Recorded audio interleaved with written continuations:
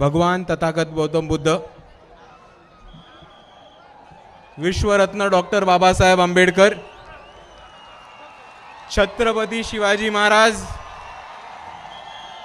महात्मा ज्योतिबा फुले, सावित्रीमाई फुले, छत्रपती शाहू महाराज, साहित्यरत्न अण्णाभाऊ साठे, मौलाना आझाद आणि ह्या सर्व महापुरुषांबरोबर मला अजून एकाचं नाव अभिवादनामध्ये घ्यायला आवडेल, ज्यांनी 21व्या शतकामध्ये तरुणांमध्ये आणि इकडच्या विद्यार्थ्यांमध्ये आपल्या कृतीतनं, आपल्या चळवळीतनं परत एक आंबेडकरवादी चळवळीला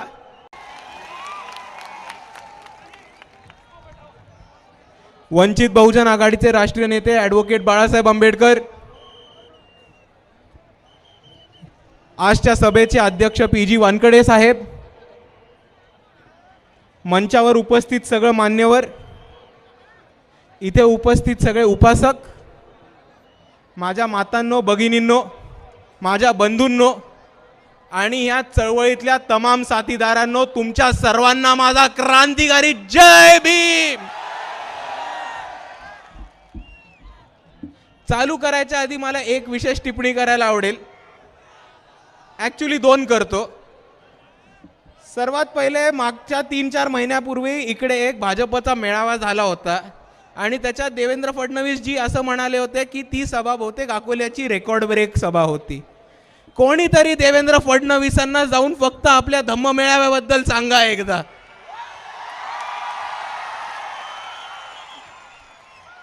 आणि अख्खी आंबेडकरवादी चळवळ जेव्हा एका वादामध्ये अडकली आहे की आपण जयंती नाचून साजरा करू किंवा वाचून साजरा करू, हा आजचा धम्म मेळावा, इकडे येणारी रॅली त्यांच्यासाठी एक उदाहरण आहे की लोक DJ लावून, ढोल ताशा लावून, लेझिम घेऊन नाचत नाचत येतात तर ते बाळासाहेबांचं वैचारिक मार्गदर्शन ऐकायला।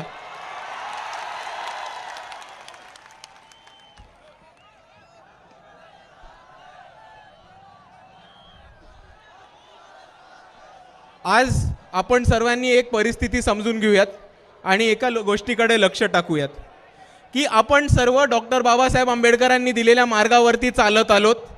त्या मार्गावरती चालून आपली प्रगती झाली आहे आणि आपण इथपर्यंत पोहोचलोय, आपण आपली चळवळ पुढे नेली आहे।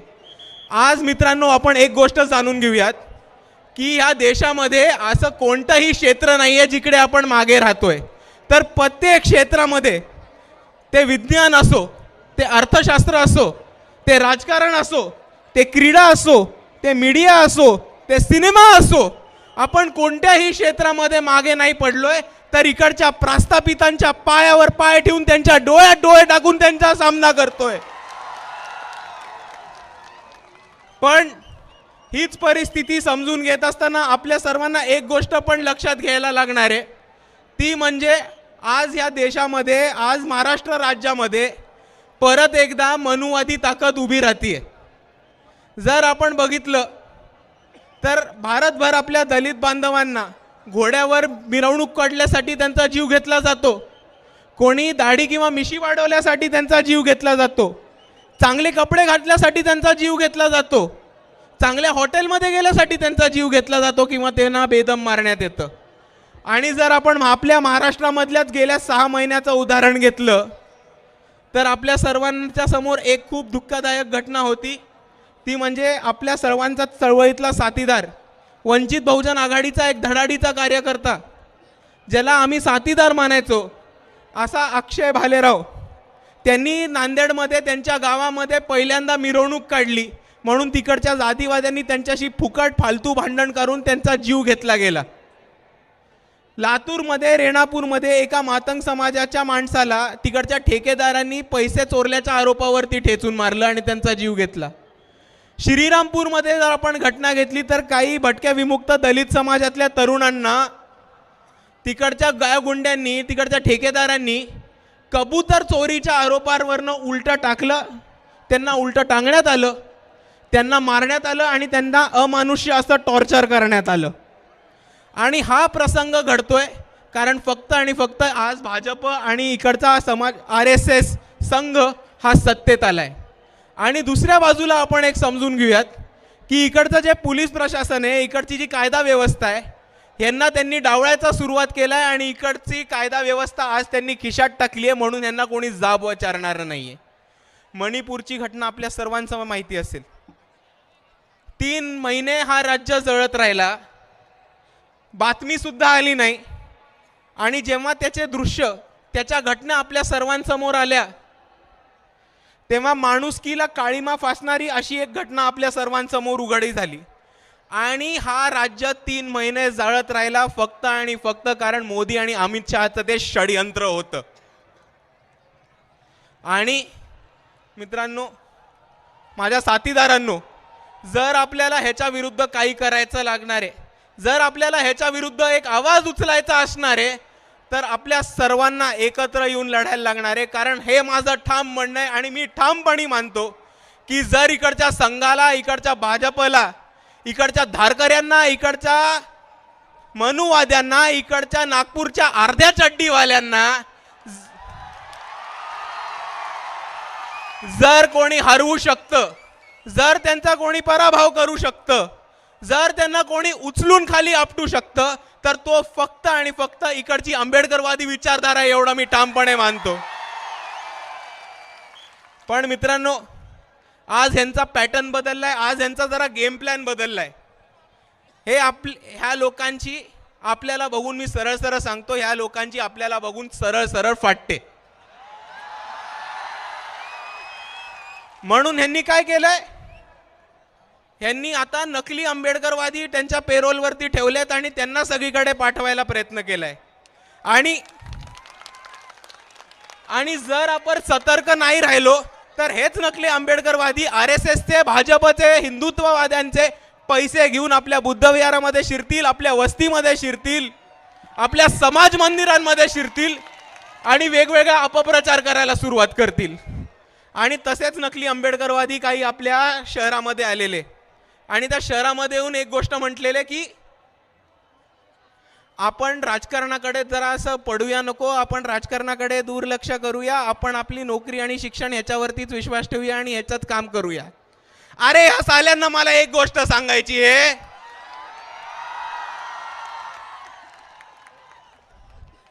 की बाबासाहेबांनी आम्हाला सांगितलं होतं की शासन करती समाज बना. डॉक्टर बाबासाहेब आंबेडकर यांनी राजकीय भूमिका घेऊन उभे राहिले. ते स्वतः पार्लमेंटमध्ये होते, भारताचे पहिले लॉ मिनिस्टर होते. या भारत देशामध्ये एक नाही तर 3 Labour Party of India, Schedule Caste Front आणि रिपब्लिकन पार्टी ऑफ इंडिया असे 3 महत्त्वाचे पक्ष या बाबासाहेब आंबेडकरांनी आपल्याला या देशामध्ये दिले होते. तर ही लोक येऊन म्हणतात शिक्षण आणि नोकरीवरती फोकस करा, राजकारणात नका पडू. खऱ्या अर्थानं मी म्हणतो ही लोक आज खरं बाबासाहेबांच्या विचाराचा अपमान करतात आणि ते आपण सर्वांनी खपवून घ्यायचं नाहीये, एवढं मी तुमच्या समोर आज इकडे मांडतो. दुसऱ्या बाजूला आपण एक गोष्ट लक्षात ठेवू, ही लोक म्हणतात शिक्षणामध्ये आणि नोकरीवरती फोकस करा. पण शिक्षण आणि नोकरीचं होतं काय ह्याच्यामध्ये पण जरा आपण आज घुसूया. आपल्या तरुण बांधवांच्या समोर, आपल्या युवकांसमोर आज खरे प्रश्न आहेत, त्याच्यावरती पण जरा हात टाकूया. आज आपल्याला बाबासाहेबांनी एक महत्त्वाचा नारा दिलाय आणि आपण त्याच्यावरती कायमस्वरूपी चालत आलोत आणि चालत राहणार. तो म्हणजे शिका, संघटित व्हा आणि संघर्ष करा. पण हे इकडचे मनुवादी RSS वाले घाबरतात आपल्याला. यांना आपली प्रगती होऊ नाही द्यायची, यांना आपला विकास नाही होऊ द्यायचा. म्हणून यांनी काय पद्धत सुरू केली आहे, यांनी नवीन एक पद्धत सुरू केली आहे की त्यांनी आपल्या अंगणवाड्यांच्या शाळा बंद पाडायला सुरुवात केली आहे. त्यांनी हा नवीन एक GR काढला आहे की जिल्हा परिषदेच्या 5 शाळा ह्या बंद करून त्याचा एक मध्यवर्ती क्लस्टर चालू करण्यात येईल आणि तो चालू केलेला क्लस्टर चालवायला देतील 11 महिन्यांसाठी एका ठेकेदाराला कॉन्ट्रॅक्टवरती. आता मला ह्यांना विचारायचं, तुम्ही अशिक्षित असाल, तुम्ही बेबुद्धी असाल, तुम्ही बेअक्कल असाल, पण इकडे मला एक गोष्ट सांगा की कोणती शाळा 11 महिने चालू ठेवतात? 11 महिने जर आपण शाळेत गेलो तर एका वर्षानंतर पास झालो, पुढच्या वर्षी काय गावभर बोंबलत बसायचं आम्ही? आणि या मध्यवर्ती शाळेचं जी जागा हडपणार आहेत त्याचं नक्की होणार काय 11 महिन्यानंतर? इकडचे कॉन्ट्रॅक्टवाले, इकडचं कॉर्पोरेट ते खिशात टाकतील आणि स्वतःचे पाकिटं भरून घेतील. दुसऱ्या बाजूला आपण जर बघितलं तर हायर एज्युकेशन, उच्च शिक्षण, इथे मोठ्या प्रमाणावरती कॉलेजेसमध्ये, इन्स्टिट्यूशन्समध्ये जातीवाद सुरू झाला आहे आणि आपल्या पोरांचं मेंटल खच्चीकरण करण्याचा प्रोसेस सुरू झालं आहे. शिष्यवृत्ती अजून मिळत नाही, स्कॉलरशिप्स अजून पोरांना मिळत नाहीत आणि हा ह्यांचा षडयंत्र आहे, हा ह्यांचा गेम प्लॅन याच्यासाठी आहे की त्यांना आपल्याला शिकू नाही द्यायचं आहे. कारण जर आपण शिकलो तर आपण संघटित होऊ, आपण विचार करायला लागू आणि आपण असे प्रश्न विचारू ह्यांना की ते अडचणीत येतील. आणि म्हणून त्यांना त्याच्यासाठी आपलं शिक्षण आणि शिका, संघटित व्हा, संघर्ष करा मधला पहिली जी पायरी होती, पहिला जो स्टेप होता तो इकडच्या मनुवाद्यांना बंद करायचा, हे आपण आज समजून घेऊयात. दुसऱ्या बाजूला जर आपण नोकरीवरती बघितलं तर आज भारताची अर्थव्यवस्था खूप मोठ्या प्रमाणात कोसळतीये. इकडची अर्थव्यवस्था डळमळ केली आहे या मोदी आणि शहाच्या अर्थशास्त्राच्या डिपार्टमेंटनी आणि फायनान्स मिनिस्टरांनी. आज शिक्षित बेरोजगारांचं प्रमाण खूप मोठ्या प्रमाणात वाढलंय. आपली पोरं शिक्षण घेतात, उच्च शिक्षण घेतात, पण बाहेर जाऊन आज त्यांना नोकऱ्या मिळत नाहीत, अशी पद्धत आहे. दुसऱ्या बाजूला इकडे आपल्याला सरकारी नोकऱ्या मिळत होत्या, शासकीय नोकऱ्या मिळत होत्या, पण इकडच्या सरकारी नोकऱ्या आणि शासकीय नोकऱ्या स्पर्धा परीक्षा बंद करून त्यांनी कंत्राटी पद्धतीने भरती सुरू केली आहे परत. आणि ह्या भाजपवाल्यांना मला एक प्रश्न विचारायचा आहे, पण त्याआधी इकडे जमलेल्या सगळ्या लोकांना मला विचारायचं आहे की कंत्राटी भरती नक्की कशासाठी करतायत ते सांगू शकेल कोणी? एक मुद्दा बरोबर आहे, हे ते दोन गोष्टींसाठी करतात. सर्वात पहिले ते आरक्षण डावलायसाठी, आरक्षण बंद करण्यासाठी. कारण आपण जर कॉन्ट्रॅक्ट देतो तर कॉन्ट्रॅक्टवरती SC ST VJNT DNT असे कॅटेगरी मिळतात आपल्याला? नाही मिळत. ते कॉन्ट्रॅक्ट देणार कोणाला आहेत? इकडच्या खासदाराच्या नातवाला, इकडच्या आमदाराच्या पोऱ्याला, अजित पवारांच्या सगळ्या सालगड्यांना आणि स्वतःचे आर्थिक हितसंबंध वाचवणाऱ्या सगळ्या लोकांना. आणि म्हणून मला या भाजपला एक प्रश्न विचारायचा आहे की तुम्ही 2014 मध्ये जेव्हा महाराष्ट्राच्या सत्तेमध्ये आला होता तेव्हा तुम्ही एक महत्त्वाचा नारा दिला होता, एक कॅम्पेन चालवलेली की कुठे नेऊन ठेवलाय महाराष्ट्र माझा. पण आज ह्या भाजपनी महाराष्ट्राच्या सत्तेत आल्यावर ठेक्यावर देऊन ठेवलाय महाराष्ट्र माझा. आणि इकडे जितके पण पोलीस आहेत, पोलीस प्रशासनाची लोक आहेत, अधिकारी आहेत, जे अधिकारी नाही आहेत ते लपून ऐकतायत ते अधिकारी आहेत, त्या अधिकाऱ्यांना मला एक प्रश्न विचारायचा आहे की आपण सर्व आपली बॅकग्राऊंड का विसरताय? आपण सर्व आपली सुरुवात कुठे झालाय, कुठपासून झाली हे का विसरताय? जर तेव्हा कॉन्ट्रॅक्टी भरती चालू असती तर तुम्ही आज या ठिकाणी पोहोचू नसता शकलात, ही एक गोष्ट तुम्ही लक्षात ठेवा. दुसऱ्या बाजूला आपण एक समजून घेऊयात की 2019 पासून या लोकांनी महाराष्ट्राचं राजकारण बरंचसं गढूळ करून ठेवलंय. आणि 2019 नंतर कोणता नेता कोणाबरोबर आहे, कोणता गट कोणाबरोबर आहे, कोणता माणूस कोणत्या पक्षात आहे हेच कळेना आपल्याला. आणि 2019 पासून राजकारणापेक्षा काहीतरी वेगळाच प्रकार चालू झालाय. पण एक पॉलिटिकल सायन्सचा विद्यार्थी म्हणून, एक राज्यशास्त्राचा विद्यार्थी म्हणून मला एक गोष्ट ठामपणाने ह्यांना सांगायची आहे, ती म्हणजे आपण सत्तेसाठी कितीही ओलांट्या उड्या मारा, तुम्ही काही करा, पण ह्या तरुणांचा, या युवकांचा, इकडच्या विद्यार्थ्यांचा फक्त लोकशाहीवरचा विश्वासघात नका करू. कारण प्रत्येक नेत्याला ती एक नैतिक जबाबदारी आहे की आपण लोकशाही टिकवून ठेवली पाहिजे आणि प्रत्येक माणसाला मतदानाचा अधिकार आणि महत्त्व समजून टाकला पाहिजे, तो कोणत्याही पक्षाचा असो, तो कोणत्याही विचारधारेचा असो. पण 2019 पासून नक्की झालं काय? 2019 नंतर खऱ्या अर्थाने राजकारण बंद करून एक क्रिकेटची मॅचच सुरू झाली असं मला वाटतं. कारण 2019 मध्ये जेव्हा इकडची महाविकास आघाडी सत्तेत आली तेव्हा माननीय शरद पवारजींनी एक वक्तव्य केलं होतं की माझ्या गुगलीवरती हे सगळे आउट झाले. त्याच्यावरती माजी मुख्यमंत्री देवेंद्र फडणवीस जी येऊन म्हणाले की नाही मला गुगलीवरती बरोबर खेळता येतं, खरा गुगली तर मीच टाकला होता. मग शरद पवारजी म्हणतात, शरद पवार साहेब म्हणतात की नाही यांना तर खऱ्या अर्थाने माझा गुगली कळलाच नव्हता. मग फडणवीसजी येऊन म्हणतात नाही मी यांच्या गुगली बरोबर खेळलेलो, खरा गुगली माझा होता. मग त्याच्यानंतर पवार साहेब म्हणतात की मी इतके वर्ष ICC आणि BCCIचा अध्यक्ष राहिलोय, इकडच्या माणसांनी मला क्रिकेट खेळणं शिकवू नये. मग त्याच्यानंतर देवेंद्र फडणवीसजी येऊन म्हणतात की पवार साहेबांच्या गुगलीनी त्यांचाच माणूस आऊट झाला. मला ह्या दोघां महान नेत्यांना, ज्येष्ठ नेत्यांना एक विनंती करायची आहे की रोहितदादा पवारांकडे महाराष्ट्र क्रिकेट असोसिएशन आहे आणि त्या अमित शहाच्या कार्ट्याकडे BCCI आहे. तर आपण ह्या दोघांना विनंती केली तर हे दोघं आपल्याला महाराष्ट्रामधलं किंवा भारतामधलं कुठलंही क्रिकेटचं स्टेडियम उपलब्ध करून देतील.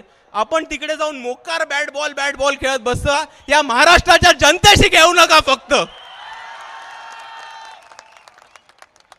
आणि आज आपल्या सर्वांना या सगळ्या परिस्थितीमधनं उठायचं असेल, या सगळ्या परिस्थितीवरती आवाज उठवायचा असेल आणि आपल्या हक्काचं एक सरकार बसवायचं असेल तर आपल्या सर्वांसमोर एकच पर्याय, तो पर्याय म्हणजे वंचित बहुजन आघाडी.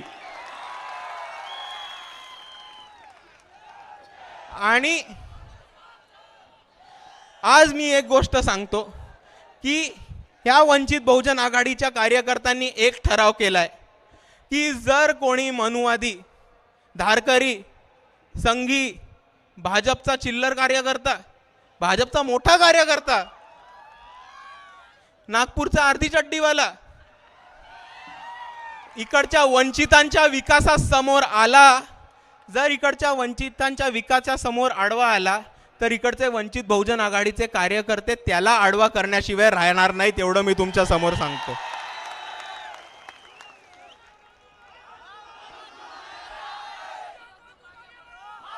आणि पुढच्या वेळेस जेव्हा हे RSS वाले किंवा त्यांनी पाठवलेले जेव्हा नकली आंबेडकरवादी परत घुसखोरी करतील, आपल्याकडे येतील, अपप्रचार करायचा प्रयत्न करतील, तेव्हा ठामपणाने मी तुम्हाला सांगतो साल्यांना ठोकून काढा.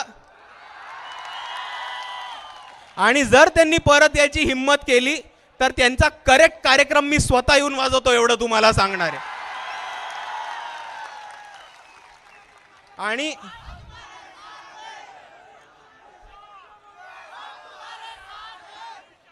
आणि आपल्याला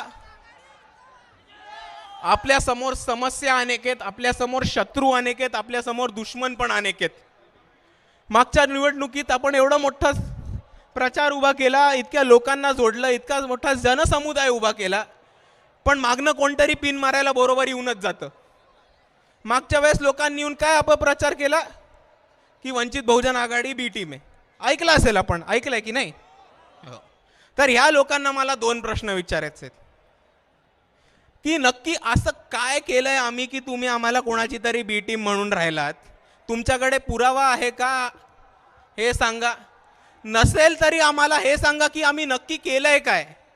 तर आपण हे केलंय की इकडच्या प्रस्थापितांना, इकडच्या मुसलमानांनी, दलितांनी, आदिवासींनी, बहुजनांनी आणि तमाम वंचित समूहांनी सत्तेत जायलाच नकोय, म्हणून जेव्हा केव्हा आपलं एक ताकद उभी राहते ते येऊन मागणं पिन फोडण्याचं काम करतात.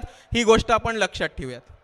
आणि दुसरी गोष्ट जी मला म्हणायची आहे ती ह्या नेत्यांना नाही, कारण हे नेते ईडीच्या भीतीने स्वतःची सत्ता टिकवायला, स्वतःचे साखर कारखाने टिकवायला, स्वतःच्या शिक्षण संस्था टिकवायला आणि स्वतःची मालमत्ता टिकवायला, स्वतःच्या पोराला जेलमध्ये जाण्यापासून थांबवायला कुठल्याही बाजूला कोल्यांट्या उड्या मारतील. ते कुठल्याही पक्षात जाऊन बसतील, ते त्यांना करू देत. पण मला दुसरा प्रश्न विचारायचा आहे की त्यांच्या कार्यकर्त्यांना ज्यांची मला खरंच दया येते आणि कीव येते ती म्हणजे तुम्ही अख्खा इलेक्शनभर बोंबलत बसलात की वंचित बी टीम आहे, वंचित बी टीम आहे, वंचित बी टीम आहे. पण ज्याच्या सांगण्यावरनं तुम्ही हे केलं तो माणूस अर्धा पक्ष घेऊन जाऊन भाजपमध्ये बसलाय, त्याचं काय करणार आहात आज? आणि जाता जाता मला नुसता एक सांगायचंय,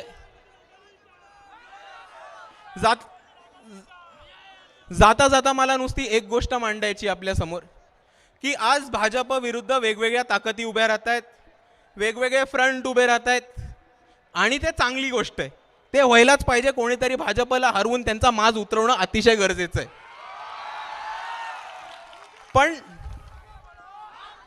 पण दिल्लीमधले एक शख्स आहेत, दिल्लीमधले एक व्यक्ती आहेत, त्यांनी असं म्हटलं होतं की वो नफरत के बाजार में एक मोहब्बत का दुकान खोलना चाहते हैं, की त्यांना द्वेषाच्या बाजारात एक छोटंसं प्रेमाचं दुकान चालू करायचं होतं.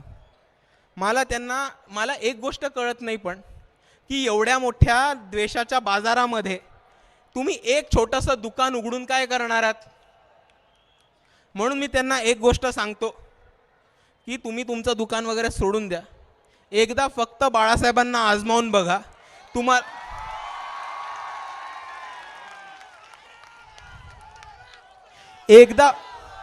एकदा फक्त बाळासाहेबांना तुम्ही आजमावून बघा, दुकान बिकान सोडा, भाजपचा अख्खा बाजार उठवू. एवढं म्हणून मी माझे 2 शब्द थांबवतो. जय भीम, जय भारत, नमो बुद्धाय.